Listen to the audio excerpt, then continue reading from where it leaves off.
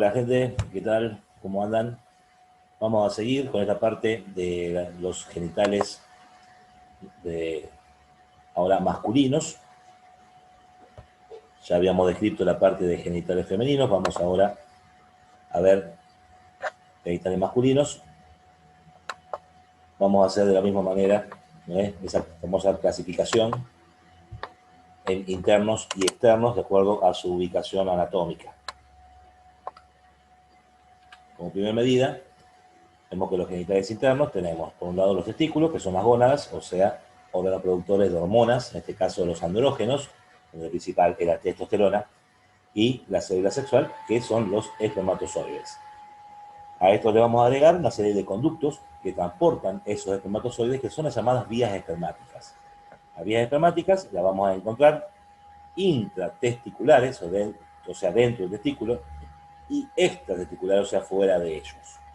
Dentro de las intratesticulares vamos a ver los túbulos seminíferos, que se reúnen para formar los llamados túbulos rectos. Estos se anastomosan, formando la red de testis, o red testicular, o red de Haller. De esto van a partir, de esta red de Haller, los conductos o conos eferentes, y van a desembocar ya en la vía extraarticular llamada el epidídimo. Del epidídimo se va a desprender el conducto deferente, y este va a terminar uniéndose a una glándula anexa, que es la vesícula seminal, para formar el conducto eyaculador. Y el conducto eyaculador va a desembocar luego en la uretra, que se va a transformar por esta razón, siendo un órgano urinario, también en parte de las vías espermáticas. Y dentro de las glándulas anexas tenemos las vesículas seminales que ya mencioné, las llamadas glándulas de Cowper y la próstata. Y dentro de los genitales externos vamos a tener el pene, que es el órgano copulador. O sea que este en estado de erección se introduce en la vagina durante el coito. Vamos a ver la ubicación general de los genitales internos. Hay un detalle que es fundamental, y es que el testículo, pese a ser considerado un órgano genital interno, se encuentra fuera de la cavidad pelviana, en la bolsa testicular de cada lado. Esta bolsa se encuentra debajo del pubis y de la raíz del pene. Con ellas se encuentran el epidídimo y parte del conducto deferente. El por qué se encuentra fuera de la cavidad es debido a que la célula madre de la serie espermática, que es la espermatogonia, necesita para desarrollarse una temperatura menor a la del cuerpo, o sea, temperatura corporal interna, que es de aproximadamente 37 grados y medio. En la bolsa existen 2 grados y medio menor a esa temperatura, y eso permite justamente que la serie espermática se desarrolle. Vamos a ver que después del testículo y el epidídimo presente en la bolsa, el conducto deferente va a ascender por delante y por encima del pubis, va a atravesar la pared abdominal anterior, se va a introducir en la pelvis, colocándose a los lados primero, o sea, al lado primero y por detrás después de la vejiga, donde se va a relacionar y a unir después con la vesícula seminal. Y esta va a unirse, como dije hace un momento, para formar el conducto eyaculador, y ese conducto eyaculador va a desembocar en la uretra, que está rodeada por la próstata. Vamos a dar algunas pautas previas con respecto al testículo y el por qué se encuentra dentro de la cavidad, o sea, fuera de la cavidad pelviana, dentro de la bolsa testicular. Tiene que ver con un proceso, ¿no?, llamado de migración testicular, ya que este se ubica en su origen embriológico al lado del riñón, ya que deriva de la llamada cresta urogenital. El testículo va a estar unido a la pared abdominal anterior, donde va a estar la futura bolsa, ¿sí?, testicular, por un cordón fibroso llamado gubernaculum testis.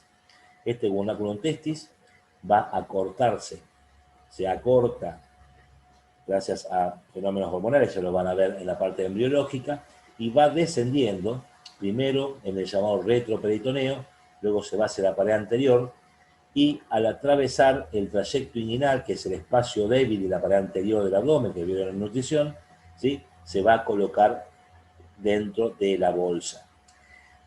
Para destacar que una vez que se encuentra en la bolsa, el gubernaculum testis, que ya se ha acortado al máximo, se fibrosa y queda transformado en ligamento escrotal. El ligamento total lo une al fondo de las bolsas y lo importante que tiene es que al unirlo al fondo de las bolsas, por más que la bolsa y el testículo se muevan con los movimientos del hombre, ya sea corriendo, saltando, caminando, el testículo permanece en su lugar, ¿sí?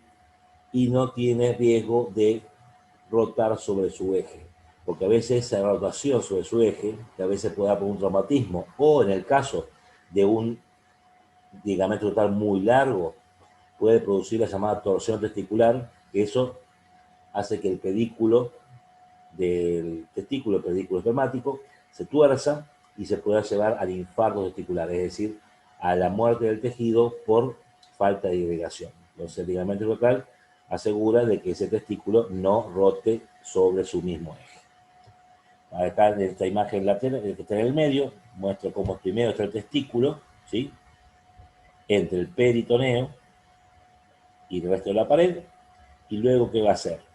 Va a introducirse arrastrando el peritoneo, formando el trayecto inguinal para formar luego la bolsa, de manera que el peritoneo, ¿sí?, termina formándole al testículo una de sus túnicas, que es la llamada túnica vaginal, que como deriva justamente del peritoneo tiene dos hojas, visceral y parietal. También va a desplazar la siguiente capa, el siguiente plano que tiene la pared, que es la fascia transversalis, que va a formar también otra parte de las túnicas que forman la bolsa, que es la llamada fibrosa profunda. Y para destacar, el conducto que queda formado por el peritoneo al principio, que termina comunicando el peritoneo dentro de la cavidad abdominal y la túnica vaginal en la bolsa, lleva el nombre de conducto peritoneo vaginal, que antes del nacimiento, se cierra y se fibrosa transformándose en ligamento de Cloquet. Hay un detalle, tengan en cuenta ustedes que dentro de la cavidad peritoneal hay líquido peritoneal, en la vaginal, ¿sí?, queda encerrado ese líquido peritoneal y esto hace que el recién nacido nace, ¿sí?, con la bolsa distendida y es porque hay líquido acumulado. Eso se denomina hidrocele fisiológico, porque es líquido atrapado por el cierre del conducto peritoneo vaginal. Pero con el correr de los días desaparece porque se reabsorbe, ¿sí? Lo cuento porque puede aparecer ya después del nacimiento, con el niño, el adulto, ¿sí?, el joven, que aparezca líquido en la túnica vaginal. Pero ese hidrocele es patológico, ya sea que debe ser básicamente, casi siempre se da por un traumatismo, o sea que es líquido de tipo inflamatorio. O sea, la única manera de encontrar líquido en condiciones normales es en el nacimiento, ya que es el hidrocele fisiológico por el cierre del conducto peritoneo vaginal y la formación del ligamento de Cloquet. Y otro detalle a tener en cuenta es que en el caso de la túnica fibrosa profunda, que derivaba, repito, de la fascia transversalis, ¿sí?, le va a formar al cordón espermático su vaina. O sea, la fascia transversalis en la pared, le forma la vaina al cordón y forma la fibrosa profunda en la bolsa testicular. Bien, si empezamos a hablar del testículo, es un órgano macizo, ovoide, aplanado, se encuentra en forma oblicua dentro de la cavidad de la bolsa testicular, tiene un promedio de 4,5 centímetros de longitud, medido entre sus polos, 3 centímetros de ancho y 2 centímetros de espesor. Y la consistencia es bien firme. Esto es debido a que tiene una cubierta propia, que es la llamada albuginia testicular. Es una membrana fibrosa, blanquecina, blanco-azulada, dicen los textos, ¿sí?, que es bien firme. Este testículo, como está oblicuo, se dice que tiene un polo anterior superior, lo van a llamar también polo directamente anterior, un polo posterior inferior o directamente posterior, un borde posterior superior directamente llamado superior, un borde anterior inferior directamente llamado inferior, con dos caras laterales externa e interna. En ambos casos son en todos los casos, los polos, los bordes y las caras son convexas. Vamos a ver que en cuanto a relaciones dentro de la bolsa, el borde inferior está solamente en contacto con las cubiertas, o sea, con las capas de la bolsa testicular, principalmente la primera, que es la túnica vaginal. El borde superior, en cambio, se encuentra en relación con el epidídimo, el cual se encuentra separado en la parte media, en lo que corresponde al llamado cuerpo del epidídimo, por un espacio llamado fosita interepidídimo testicular. En cambio, se encuentra unido por delante a nivel de la cabeza y por detrás a nivel de la cola. El polo anterior tiene relación directa con un vestigio embriológico llamado hidátide sésil de Morgagni, y además con la cabeza del epidídimo, que a su vez tiene otro vestigio llamada hidátide pediculada de Morgagni. El polo posterior, vamos a ver que se une junto a la cola del epidídimo al fondo de la bolsa testicular por el ligamento escrotal.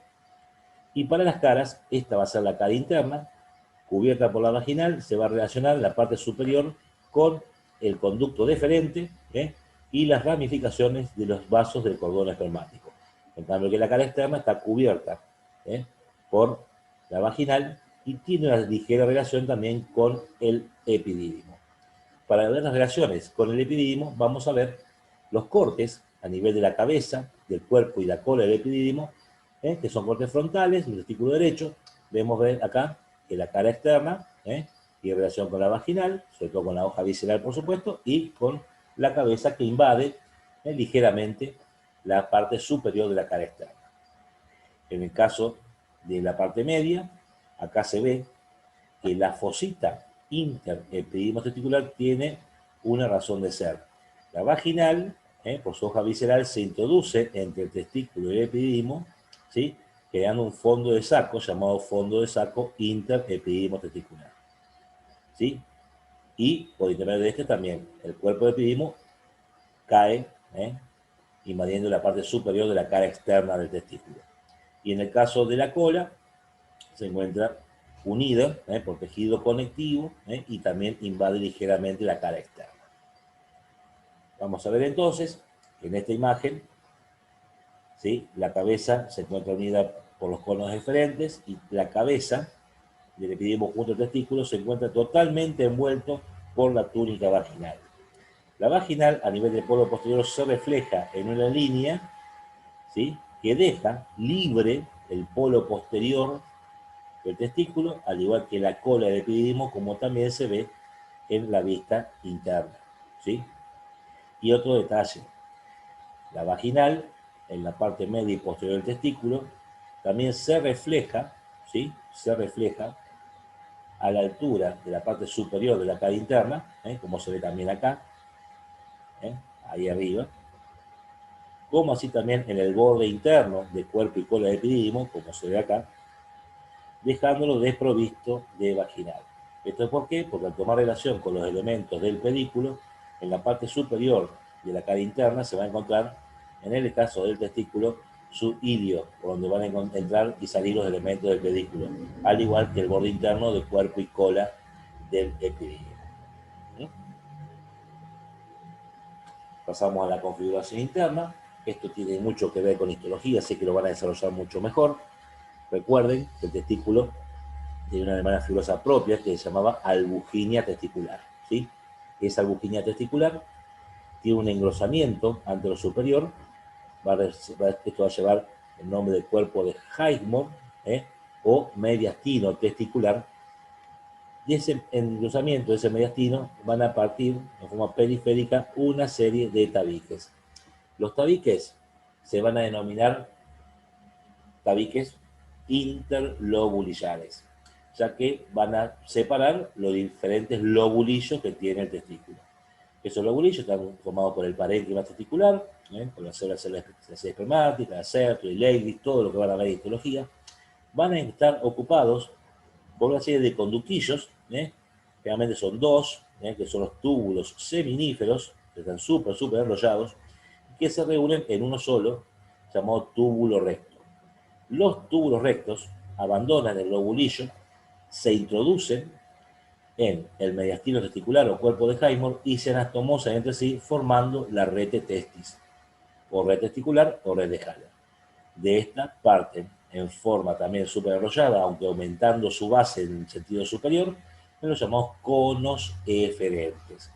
Los conos eferentes, del primero de todos ellos se va a continuar con lo que va a ser el epididimo, mientras que los demás van a desembocar en él. Ya que el epididimo también es un conductillo muy enrollado que también se encuentra envuelto en su propia albuginia, que es la albuginia epididimalia. Entonces, vamos a ver cómo está dado el pedículo espermático testicular. Hay algunas similitudes que ustedes ya vieron con el pedículo ovárico, ya que como testículo y el ovario parten de la región lumbar, al nivel abdominal, al descender, al migrar, se trae todo el pedículo de arriba, o sea que va a participar la arteria aorta abdominal, la vena cava inferior, el plexo solar o linfáticos abdominogórticos.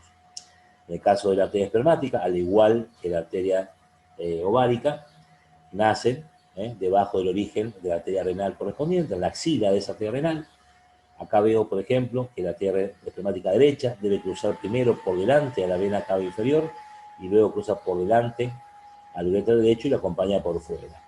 Al llegar a la pelvis, ¿sí?, sigue junto con la arteria externa y al llegar a la pared abdominal anterior, ¿sí?, se introduce en el trayecto inguinal entre el músculo oblicuo menor y la arteria epigástrica que hace un callado. Y recorre, ¿sí?, el trayecto inguinal formando ya parte del cordón espermático. Y una vez dentro de la bolsa, termina cuando hace anastomosa con la arteria deferencial. La arteria deferencial es una arteria que en realidad es rama de la vesícula deferencial, que a su vez es una rama de la arteria hipogástrica. La arteria deferencial acompaña al deferente, sentido inverso, a su recorrido, o sea, desde la pelvis sale por el trayecto inguinal y lo acompaña hasta la bolsa testicular. Mientras irriga al conducto deferente, al llegar a la bolsa se anastomosa con la arteria espermática. Y de esa anastomosis van a partir los vasos que van a irrigar inclusive al mismo epididimo. Ahora bien, estas arterias están acompañadas por supuesto por venas. Y en el caso de las venas, en la bolsa y hasta el trayecto inguinal, vamos a ver que forman plexos venosos. Los plexos venosos se denominan espermáticos o pampiniformes.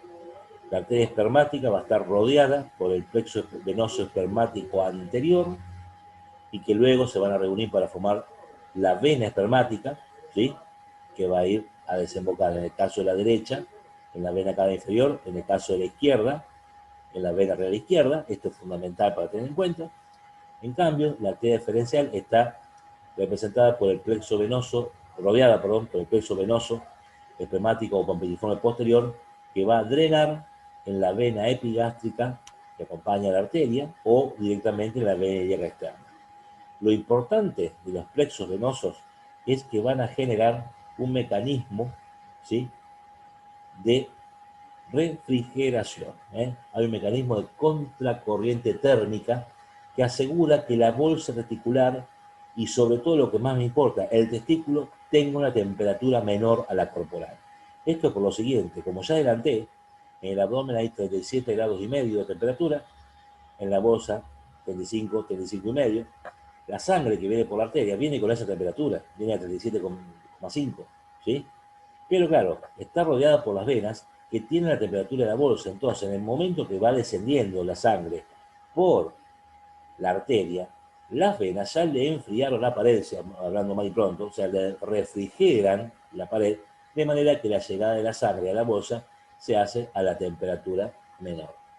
O sea que la presencia de los plexos venosos pampiniformes o espermáticos son para producir un mecanismo de contracorriente térmica que refrigera la sangre arterial que procede de la cavidad abdominopelviana y asegura de que la espermatogonia, o sea, la célula madre de la célula espermática, tenga la temperatura óptima para desembocar, para desencadenar la serie espermática.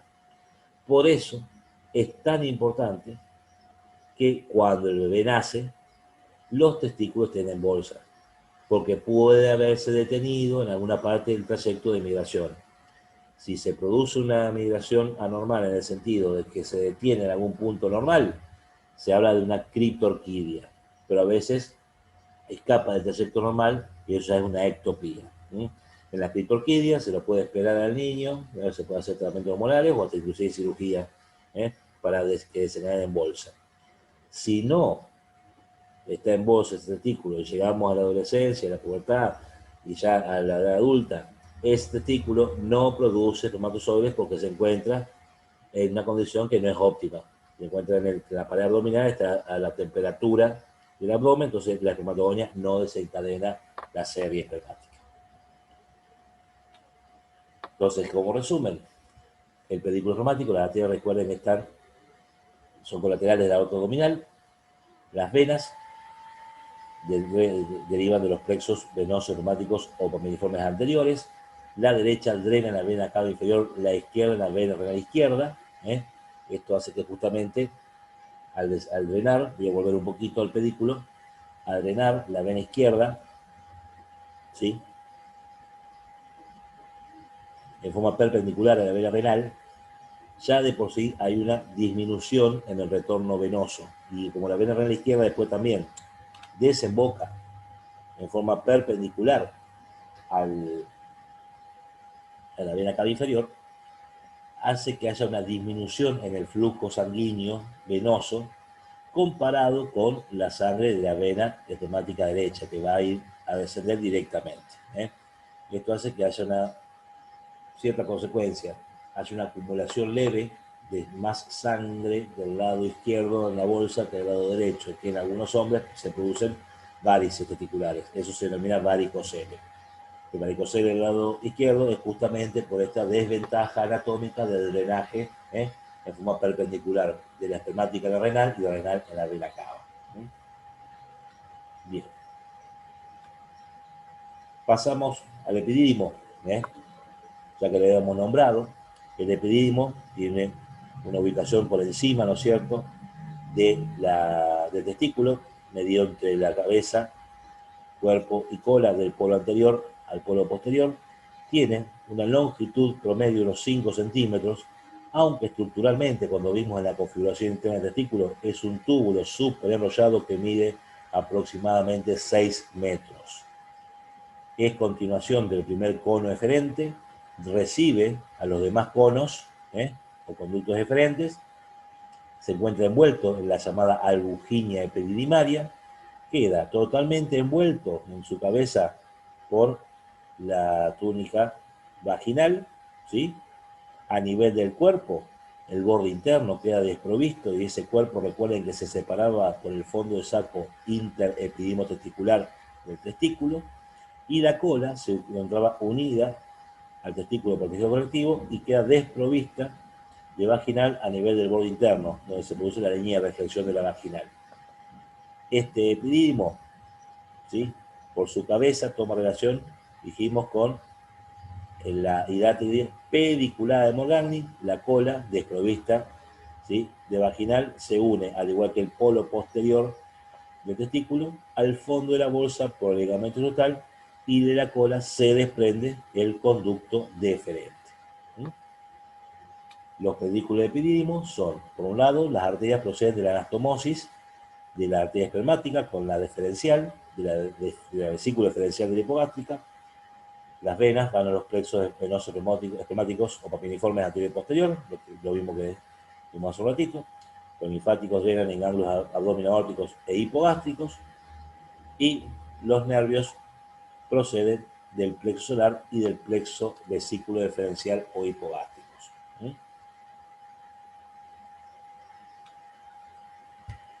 Bien, y por último, testículo epidídico y parte del deferente se encuentran dentro de la bolsa articular. La bolsa articular es el resultado de la migración del testículo, ¿sí? Todos los planos del peritoneo hasta la pared, hasta la piel de la pared abdominal, son desplazados y deforman una de las túnicas. Vamos a ver, como ya describimos, la primera de ellas es la túnica vaginal, ¿sí?, con sus dos hojas, visceral y parietal, que se reflejaba a nivel del polo posterior del testículo y el borde interno del cuerpo y cola epidídimo y en la parte superior de la cara interna del testículo. Deriva, por supuesto, del peritoneo. La siguiente túnica es la túnica fibrosa profunda, que derivó, como ya les dije, de la fascia transversalis. Cuando aparece desde atrás el testículo, empieza a empujar también la parte muscular, ¿sí?, Dentro de la parte muscular, recuerda que están los músculos anchos del abdomen, tenemos transverso, oblicuo menor, oblicuo mayor, de profundo a superficial. Lo más frecuente es que empuje, ¿sí?, fibras del oblicuo menor. Pero hay casos, ¿sí?, en que el oblicuo menor y el transverso tienen sensaciones similares, como lo que se llama un tendón conjunto, entonces se dice que empuja fibra del tendón conjunto. Eso forma una capa muscular denominado cremaster, con dos haces, un haz interno, que acompaña por dentro del testículo hasta la parte media, y un haz externo, ¿sí?, que lo acompaña en toda su cara externa, ¿sí? Acá les puse que máster haz externo deriva el oblicuo menor, perdón, o en algunos casos del tendón conjunto. Este músculo, si bien deriva de un músculo esquelético como es el oblicuo menor o en el caso del tendón conjunto, el cremaster tiene contracciones y relajaciones de tipo reflejas. Recuerden ustedes que dije que el testículo debe tener una temperatura menor a la corporal para poder desarrollar la espermatogonia. Bueno, el cremaster, en caso de que haya un aumento de la temperatura corporal o de la temperatura ambiente alrededor del testículo, se va a relajar. ¿Para qué? Para que por propia gravedad el testículo descienda y se aleje lo más posible de la pared abdominal y de esa manera no sufra la temperatura aumentada. Todo lo contrario, también si la temperatura periférica del testículo, el ambiente, disminuye mucho, el cremaster se va a contraer para llevarlo hacia la pared abdominal, tratando de mantener siempre constante esa temperatura de 35 grados y medio. Es por todos sabido que cuando, todos lo sabemos bien, los hombres, que cuando vamos al agua y el agua está fría, se contrae, todo, todo se sube. Es una acción del cremaster. También es un músculo que se contrae, por ejemplo, en manera refleja, no por la temperatura, sino por el solo hecho de recibir una agresión, o por lo menos uno ve que se le amaga una agresión, también se puede contraer y también se puede desencadenar, ¿sí?, como el llamado reflejo cremasteriano, que en el bebé se hace estimulando con algo romo la pared lateral del abdomen, en el sentido ascendente, de ese lado, ¿sí?, es como que le hace una cosquilla, entonces el testículo se va a levantar de ese lado, o bien pellizcando la piel interna del muslo, ¿sí?, en el adulto. También se va a contraer de ese lado, ya como un estímulo más doloroso. Bien, todo eso lo hace el cremaster. La siguiente capa es la túnica fibrosa superficial. Esta deriva de la aponeurosis del oblicuo mayor, o sea que el oblicuo mayor no llegaba como muscular a la pared, a la parte anterior del abdomen, sino que en el ligamento femoral lo hacían todo por su aponeurosis. Y luego aparece el tejido celular subcutáneo, que es tejido celular adiposo. Luego tenemos lo que se llama el dartos testicular, que es una llamada fibra elástica que forma por completo la bolsa, que tiene dos hojas, una superficial que se reúne con la de la bolsa opuesta y una profunda, que si bien se reúne forma un tabique que separa más bolsas, y hacia arriba se va a continuar con el dartos peniano, ¿sí?, que va a ser su túnica fibra elástica. Y por último tenemos la piel o escroto. La piel es una piel que ya en la adolescencia se pigmenta más, o sea, una piel pigmentada, plegada, delgada, y que presenta folículos pilosos, ¿sí?, y glándulas odoríparas y adiposas. Y en la parte media, ¿sí?, entre ambas bolsas se ve lo que es cresta cutánea, que es el rafe cutáneo, que es el resultado justamente de la fusión de las dos mitades durante el periodo embrionario. ¿Sí? Estas bolsas articulares, entonces, tienen la primera de las túnicas, en la vaginal, que deriva del peritoneo, la fibrosa profunda, que deriva de las fascias nasales, el cremaster, que deriva del oblicuo menor más frecuentemente, o del mismo conjunto, del oblicuo menor y transverso, la fibrosa superficial deriva de la aponeurosis del oblicuo mayor, el celular subcutáneo, este tejido adiposo, el dartos es una membrana fibroelástica y la piel escroto es delgada, plegada y pigmentada, con glándulas odoríparas, sebáceas y folículos pilosos. Y estas bolsas van a estar irrigadas por las pudendas externa, superior e inferior, colateral de la femoral, que es la continuación de la ilíaca externa, la perineal superficial de la pudenda interna, que es una rama de la arteria hipogástrica, y la arteria funicular, que es colateral de la epigástrica, que esta a su vez es colateral de la ilíaca externa. Las venas van a ser satélites arteriales, los nervios van a ser sensitivos de los ramos genitales, de los nervios abdominio genital mayor y menor del plexo lumbar, el ramo genital del nervio genitocular también del plexo lumbar, y el ramo perineal superficial del nervio perineal, que es la terminal del borde interno, que es del plexo pudendo. Y los linfáticos van a drenar en los ganglios inguinales superficiales. Van a notar que hay muchas semejanzas con la irrigación de la vulva. Bien, por esto terminamos esta primera parte. Ya la próxima vamos a hablar del conducto deferente, que es bastante complejo e importante el tema. Nos vemos la próxima. Chao.